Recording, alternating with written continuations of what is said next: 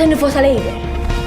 Din hija Florence Sultana, it-tfajla li kienet il-wiċċ tal-Labour, il-wiċċ ta' Malta tagħna l-koll. Illum hija l-istess mara li qed tiġi akkużata l-qorti f'każ serju ta' ħasil ta' flus. Of course it is.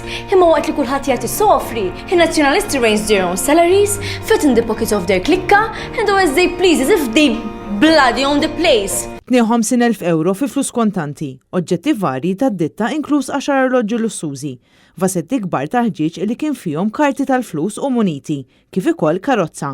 Dawn kollha kienu konfiskati mill-pulizija hekk kif Florence Sultana bdiet taffaċċja proċeduri fuq ħasil ta' flus. Sultana li għandha 29 sena it-tifla tal-partner ta' Derin De Bono, magħha akkużat ukoll ex-bankier u ma jmexxu kumpaniji u jamministraw żewġ ristoranti lokali tal-ħut. Allegatament huma kienu involuti fil-ħasil tal-flus illeċiti marbuta mal-kontrabandu taż-żejt u qed jaffaċċjaw proċeduri kriminali. 5 more years of gideb, inkompetenza, waste! Hommima!